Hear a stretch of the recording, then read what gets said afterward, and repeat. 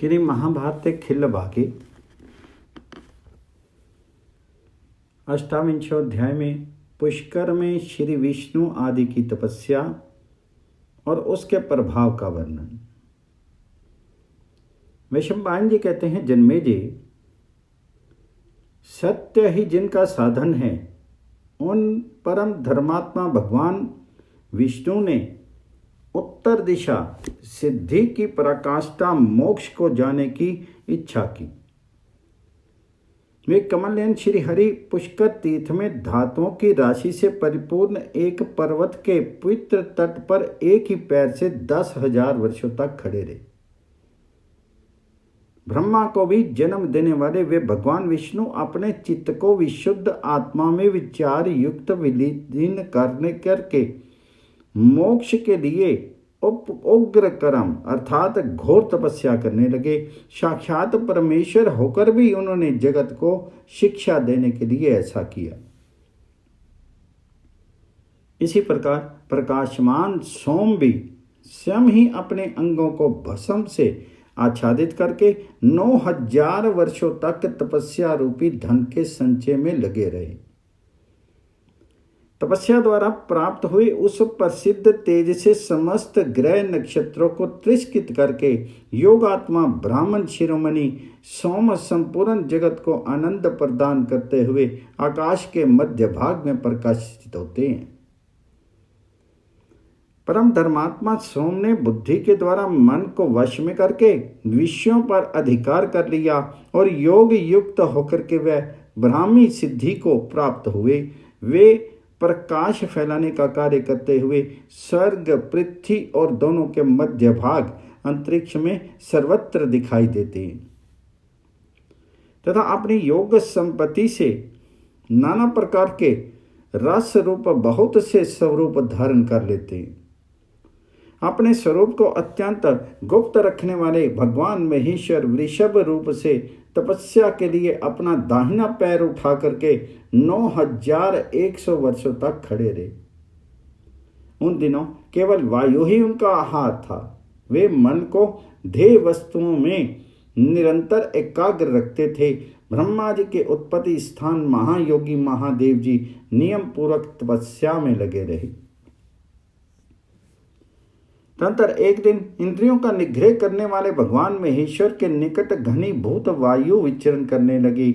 उस समय वृषभधारी महादेव जी ने अपने उद्गारों के द्वारा फैन के रूप में परिणित हुई उस वायु को भीतर खींच करके फिर मुख से बाहर निकाला।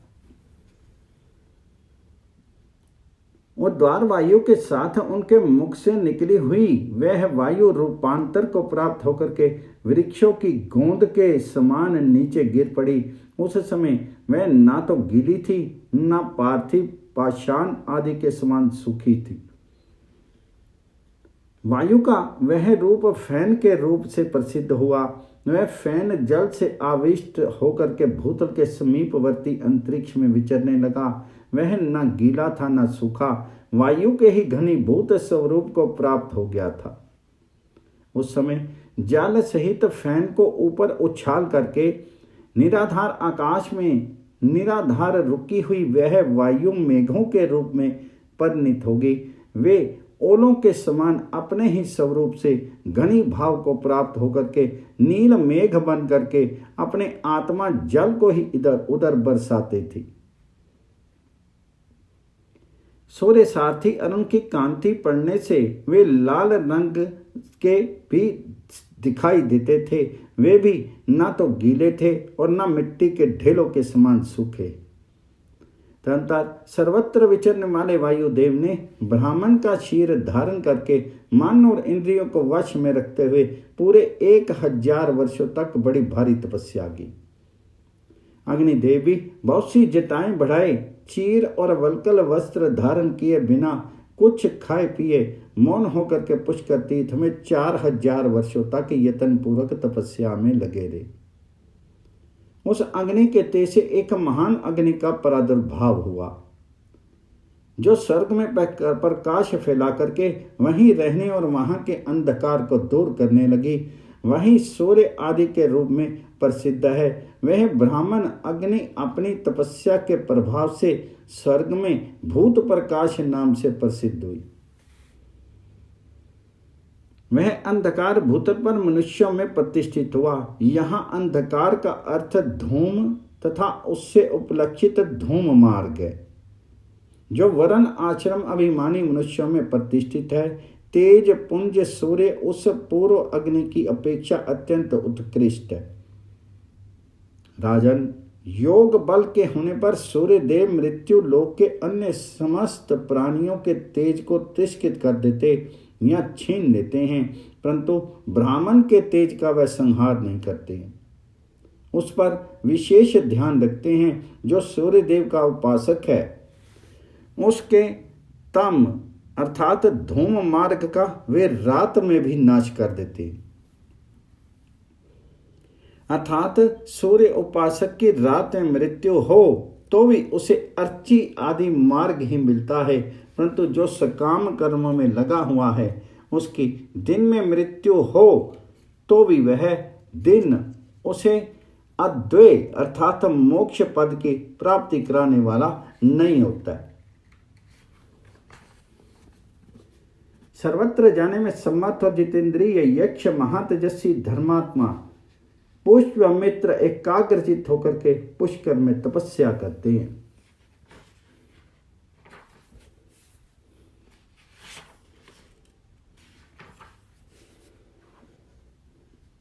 महेंद्र पर्वत के शिखर से जल की जितनी धाराएं पृथ्वी पर जाती हैं, उतने स्वरूप धारण करके वे सारे वर्षों तक तपस्या में ही लगे रहते हैं। वे पृथ्वी पर घुटने टेक करके पड़ जाते हैं, अर्थात सूर्य देव को नमस्कार करते हैं। इसका फल ये होता है कि सूर्य मंडल के मध्य भाग में जो आकाश सा प्रकाशित होता है, उसमें एक टक आंखें लगा करके वे सहस्त्रों वर्षों तक संपूर्ण जगत को देखते रहते हैं।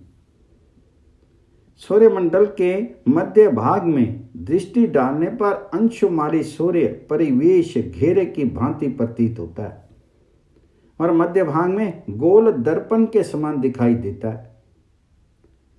जब पुष्पमित्र के नेत्र प्रांत सूर्यमंडल में पहुंचते हैं, तब सूर्य की प्रभा से मिले हुए नेत्रों के साथ वे सुप्रसिद्ध सूर्य रश्मियां वहां से निकल करके ऊपर नीचे इधर उधर सब और फैल जाती हैं और सूर्य की धारणा करने वाले उस यक्षराज के लिए बहुसंख्यक सैकड़ों और हजारों नेत्र बन जाती थी। वे उन अनेक नेत्रों के तेज से संयुक्त होकर के ऐसी शोभा पाते थे जैसे विद्वान ऋतिज्ञों से गिरे हुए अग्निदेव से शोभित होते हैं। जब देह आरंभ के कर्मों का क्षय हो जाता है अथवा अनेक रूप वाले जगत का प्रलय काल उपस्थित होता है, उस समय वे पुष्पमित्र अथवा भावी कुबेर आग की चिंगारियों के समान प्रकाशित होने वाले अपने नेत्र कोणों के द्वारा सूर्य देव का अनुवर्तन करते हैं। अपनी तपस्या का प्रभाव बहुत अधिक बढ़ जाने पर वे पृथ्वी पल पर बैठ के और इंद्रियों को काबू में करके पूरे 1,000 वर्षों तक पुनः अत्यंत दारुण तपस्या करते रहे। तत्पश्चात मेरु पर्वत के शिखर पर जाकर के भोग के द्वारा ही काम का परित्याग करते हुए उन्होंने अप्सराओं के साथ रमन किया। तपस्या की कामना वाला जो पुष्पमित्र नामक यक्ष था, वही नर वाहन कुबेर हुआ। उसके रूप में तपस्या के अध्यक्ष भगवान विष्णु ही थे, जो तप के अंत में तेजो वृद्धि को प्राप्त हुए। तीनों लोकों में सनातन भगवान विष्णु को छोड़ करके दूसरा कोई पुरुष ऐसा नहीं है जो ऐसी कठोर तपस्या कर सके। अनेक सिर वाले नागराज वासुकी भी मौन होकर के बुद्धि के द्वारा मन को सम्यक रूप से ब्रह्म में लगा करके तपस्या करते थे। सत्य को धारण करने वाले ब्राह्मण पुत्र कश्यप नंदन बलवान नाग धर्मात्मा शेष एक वृक्ष पर चढ़ करके नीचों को सिर किए लटके रहे थे तथा लपलपाती हुई जिह्वाओं से अपने शीर का विष त्याग कर रहे थे। तपस्या के धनी शेष ने पूरे 1000 वर्ष निराहार रह करके बिताए। उनका छोड़ा हुआ वह विष ही महान कालकूट नामक विष हो गया। नरेश्वर, उस विष से ग्रस्त हुए लोक कभी सुख नहीं पाता। पृथ्वीनाथ, वह तीक्ष्ण विष सर्पों में सर्वत्र व्याप्त है, स्थावर और जंगम सभी प्राणियों में अनुगत है। एक दूसरे के प्रति बढ़े हुए हिंसा भाव से युक्त तीव्र क्रोध के रूप में परिणित हुआ तप तामस होकर के साधक के अपने ही अंगों का नाश कर डालता है। हिंसक विष की उत्पत्ति के अनंतर महाभाग ब्रह्मा ने संपूर्ण भूतों की हित की कामना से हिंसा का निवारण करने वाले विष नाशक मंत्र की सृष्टि की, जो ब्रह्माक्षर में अर्थात वेद अक्षर में है। गरुड़ अपने फैले हुए पंखों, नाखगरों तथा लटकती हुई शिखा के अग्रभाग से जल अर्थात जीवन और पृथ्वी अर्थात शरीर की पूरे सहस्त्र वर्षों तक रक्षा करे। वे अपने फैले हुए विकसित पंखों के भार से पृथ्वी और आकाश को व्याप्त करके स्थित हैं। इस वसुधा पर तथा शीर में भी अंतर्यामी रूप से विराजमान हैं तथा उनके बहुसंख्यक एवं विचित्र पंखों से पृथ्वी तल को बड़ी शोभा होती है। ये गरुड़ जी का ध्यान है। अब मंत्र का महात्म्य बताते हैं। नरेंद्र, गरुड़ मंत्र के जप से इस लोक तथा देवलोक के भी सभी प्राणी जीवित हो सकते हैं। नीचे की ओर जाने वाले प्राणियों तथा इंद्रियों आदि के साथ ही ये पृथ्वी एवं देह विष रहित होकर के नक्षत्रों से व्याप्त हुए आकाश की भांति शोभा पाती है। धर्मात्मा हिमवान भी हेमंत और शिशिर ऋतु में पुष्कर के जल में खड़े होकर के तपस्या करते थे। उस समय उस सरोवर के मत्स्य उनके सिर के बालों में उलझ जाते थे। वे मन और इंद्रियों को वश में करके अकेले ही वहां विचरते और तप करते थे। वे धर्मात्मा हिमवान अपने बल से ऊंचे शीर वाली पृथ्वी को दबा करके दाहिने बां ऊपर उठाए तपस्या में संलग्न रहते थे। वायु का ही आहार करते हुए एकाग्रचित होकर के उत्तम योग का आश्रय लेकर के हिमवान ने 1100 वर्षों तक तपस्या की। भरतनंदन राजन, जो ब्रह्मा जी के उत्पत्ति स्थान है, अनादि अनंत और नित्य हैं तथा जीव रूप से सर्वत्र विषय का अनुसंधान करने वाले हैं, जो समाधि योग अथवा प्रणव के जप एवं चिंतन में विशिष्ट होकर के ये सारी पृथ्वी धारण करते हैं, वे साक्षात परमात्मा विष्णु हैं। वे ही कूर्म आदि रूप से इस अवस्था को धारण करते हैं। उनका स्वरूप अगाध है। वे निराकार ब्रह्म हैं। वे दिन में बैठे होते हैं अर्थात विद्या के द्वारा प्राप्त हैं, और रात में खड़े रहते हैं अर्थात अविद्या से ऊपर उठे हुए हैं। वे सत्य प्रत्यज्ञ धर्मात्मा श्री हरि इच्छा के अनुसार लीला पूर्वक कार्य करते हैं।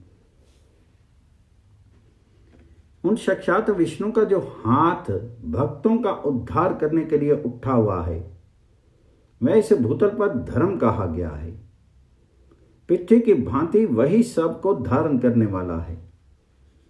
वह रात्रि अविद्या में प्रकाश या विवेक प्रदान करने वाला है तथा वही विशाल आकाश मंडल में व्याप्त ब्रह्म है। वह धर्म चंद्रमा अर्थात मन को बांधने वाला राग आदि दोषों को शांत करता है तथा शूद्र ग्रहों एवं ताराओं के तुल्य जो नेत्र आदि इंद्रियां हैं, उन्हें विषयों की ओर जाने से रोकता है। पृथ्वी पर जो भगवान का दाहिना हाथ धर्म है, वह चंद्रमा से झरने वाली गंगा की धाराओं और चंद्रमंडल के द्वारा अविद्या का नाश करता हुआ साधक को महायोगी एवं महामना बना देता है। तात्पर्य यह है कि गंगा जी के सेवन और चंद्रमा में की हुई धारणा से अविद्या का निवारण होता है तथा धर्म का आश्रय लेने से ज्ञान और योग की प्राप्ति के साथ साथ मोक्ष सुलभ हो जाता है। ये अविद्या में रात्रि रूपा छाया लिंग रहित अर्थात परमाणु शून्य मिथ्या है। ये अद्भुत पृथ्वी रूप शरीर धारण करके वृत्ति की एकाग्रता से चंद्र स्वरूप होकर के आकाशस्थ चंद्रमंडल में प्रवेश कर जाती है। मिथ्या होने के कारण ही यह अक्षय मृग तृष्णा के सरोवर की भांति क्षय रहित है।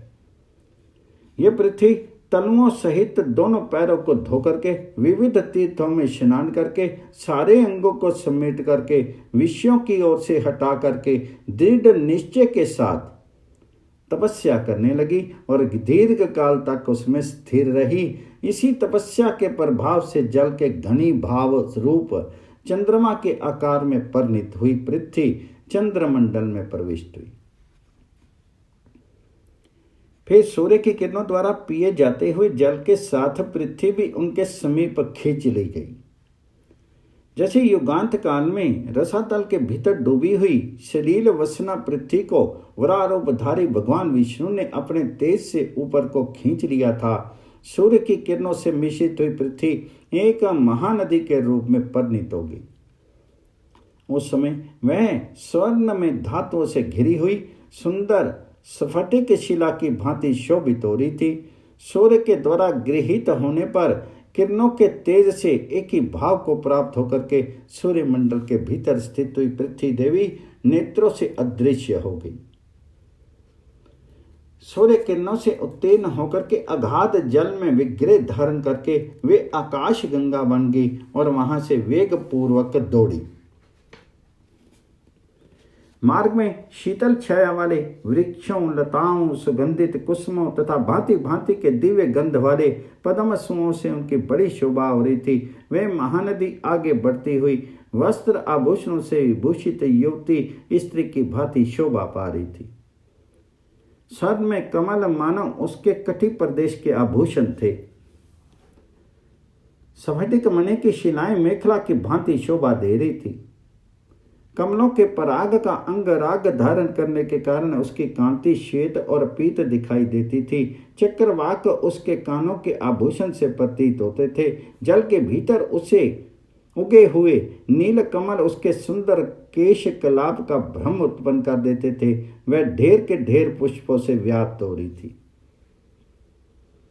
वही ये संपूर्ण लोकों को धारण करने वाली पृथ्वी सुंदर तपस्या करके पहले चंद्रमा रूप में परिणित हुई, फिर गंगा भाव को प्राप्त हुई। उसने पुष्कर तीर्थ के संपर्क से परमात्मा के ध्यान में एकाग्रचित होकर के उत्कृष्ट तपस्या का फल प्राप्त किया।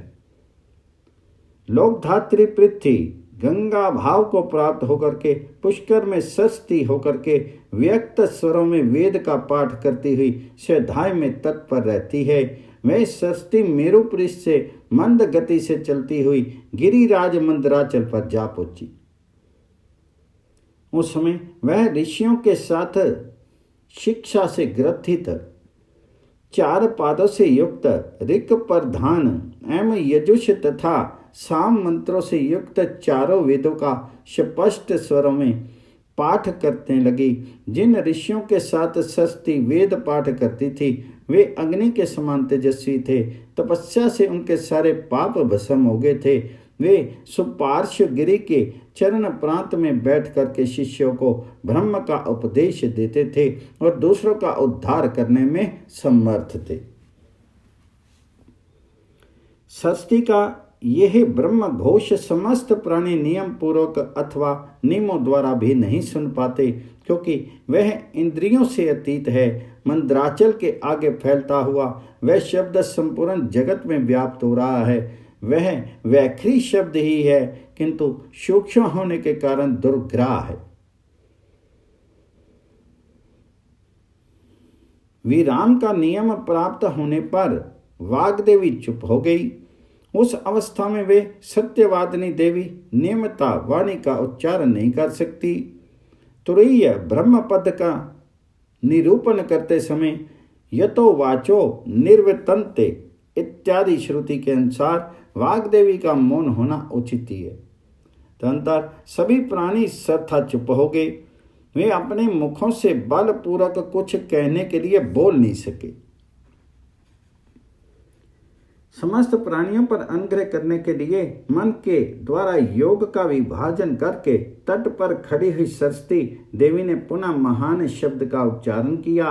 तात्पर्य यह कि ब्रह्म का साक्षात प्रतिपादन करने में असमर्थ होने पर भी वाग देवी तटस्थ लक्षण द्वारा उनके तत्व का निरूपण कर सकती है।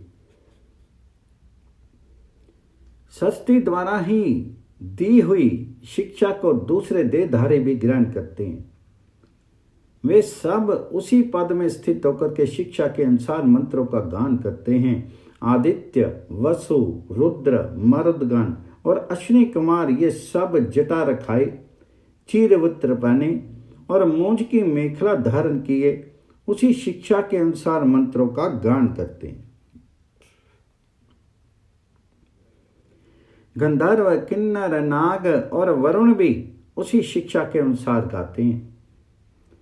ये सभी मनीषी पुरुष एक साथ होकर के पुष्कर में तपस्या करते हैं और उस उग्र तपस्या के द्वारा यत्न पूर्वक कीट पतंगों तथा समस्त सांप बिच्छों के साथ अपने शरीरों को सुखाते हैं।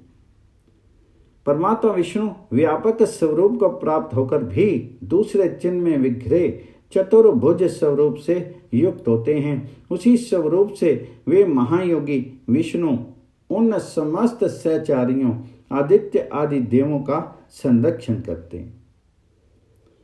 पुष्कर अर्थात संपूर्ण कार्यात्मक जगत में व्याप्त हुए भगवान विष्णु ही नर नारायण आदि के रूप में एक से दो होंगे